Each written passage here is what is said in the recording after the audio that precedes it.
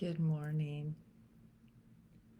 We are day 16, and today we are talking about our what ifs. The what if questions that we think about. Maybe we don't realize that we are constantly asking ourselves what ifs, or then again, maybe you don't. Um, so we're going to dive into that. And what I have here is I actually have my because I have a whole list of what ifs. So if you see me looking down, it's because I'm reading my book.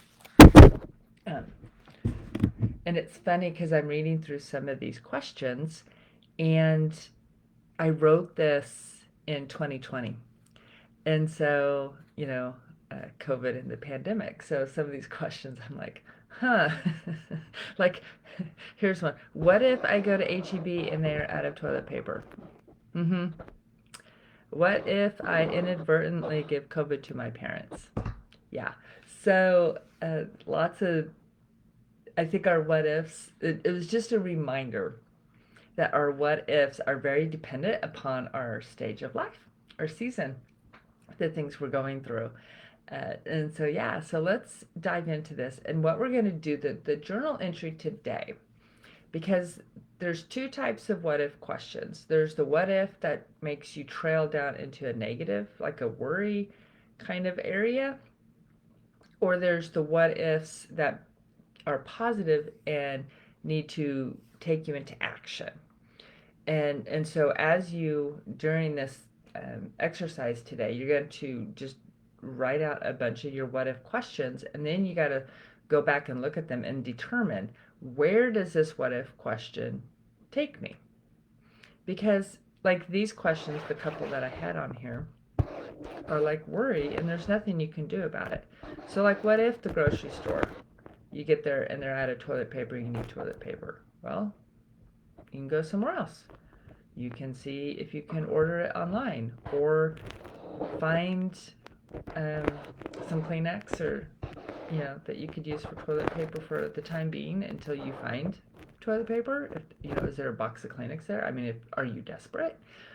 So these questions, and like some of these questions, um, also they're almost in the middle of the road. It's not a negative, it's not a positive, it's just what if, and so how can you make a plan forward as to, well, what are you going to do?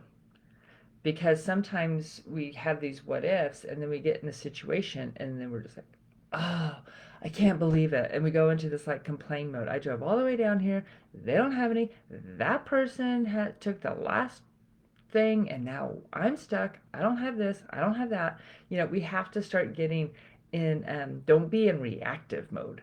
So sometimes with these what ifs, prepare out your space. Like, okay, so what if I call the doctors and I can't get in for a month or 2 months, because that's happening. Like, that's a legit thing. And you're truly concerned about something. Okay, so what if you can't get in the doctor for 2 months? What are you going to do? Are you going to sit and worry, complain? Or are you going to take action, ask some curious questions, and figure it out?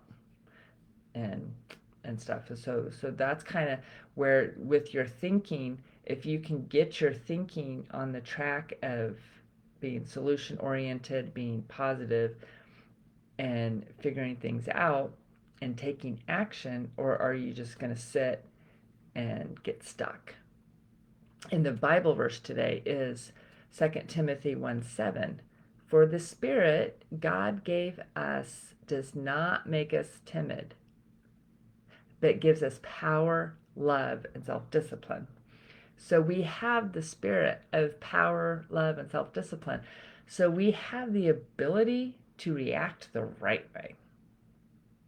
We have, and that's what the Spirit wants for us. He wants us to respond the right way. And so we're just going to like dive in, and you're just going to download all of these things. And then I think too, it will help you process and get some of these, it'll free up space in your mind, because if you can like take care of some of these things, it will alleviate some worry that maybe you have that doesn't need to be, well, no worry needs to be there, but just get it done. Like I have in here stuff about like cancer.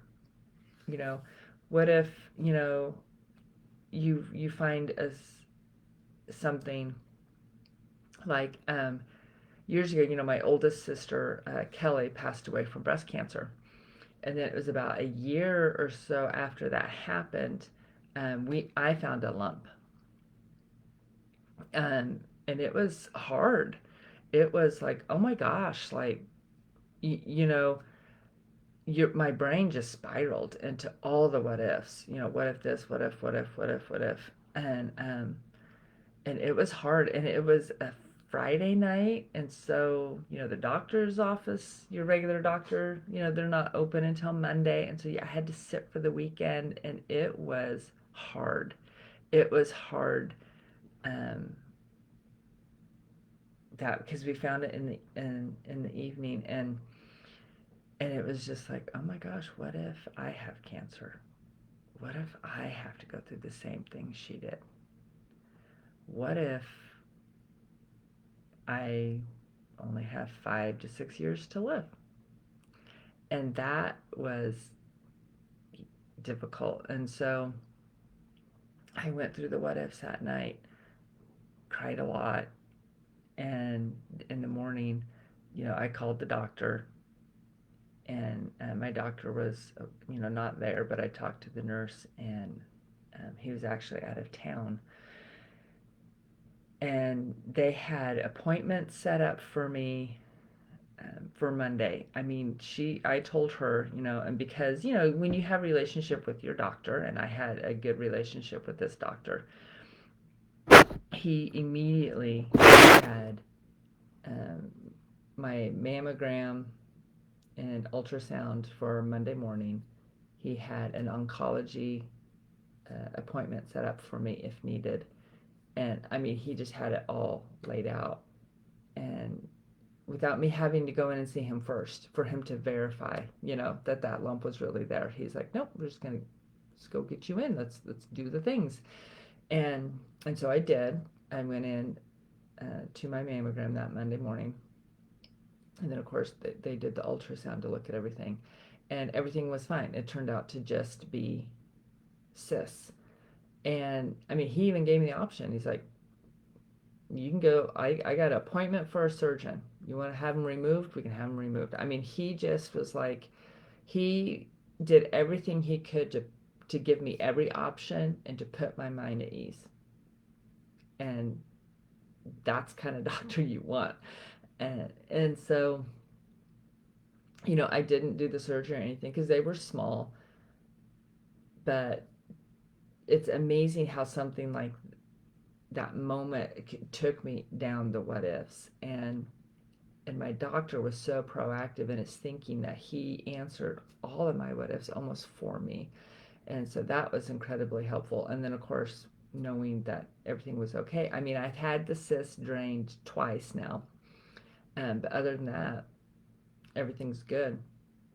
And so we have to determine what our what ifs are, and then how are we going to handle them.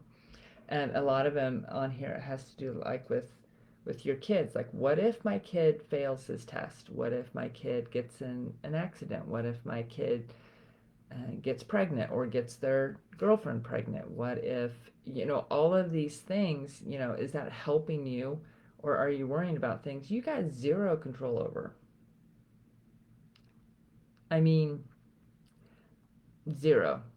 And so I think that's where we have to really kind of determine. And then when we look at some of the positive what ifs, different what ifs, and for me, it's like, what if I finished that book? Or maybe it's a song you're writing, or you're talented in the kitchen and you're creating recipes, or you do artwork, or all the things. What is the thing that God maybe is calling you to do, to step into, and you haven't finished it yet? What if you got extra sleep tonight and went to bed early or on time instead of binge watching a television show? What would that do? What if you got up 30 minutes earlier to have a peaceful time with God?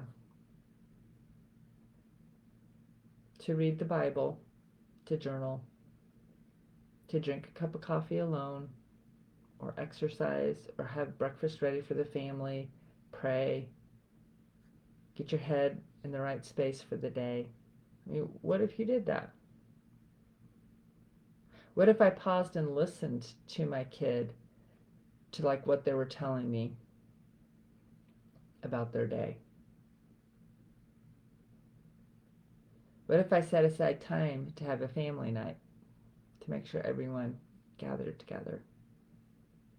What if I went on a date with my spouse? What could that do for your relationship? What if I followed the budget, altered my diet, got a checkup, went to the doctor, helped my kids with their homework or whatever it is they have? So all of these things is like, okay, so your what ifs are different, and they kind of also are interesting because they take you into where you're thinking, kind of like that underlying seed of your thinking. Are you on the negative side, or are you on the positive side? Or like this, what if I just got up and did the things? What if I got up and that pile of paperwork that has been driving me crazy, that I just walk by and it gets bigger and bigger, what if I just sat down and just took 30 minutes, put the timer on for 30 minutes, took that pile of paper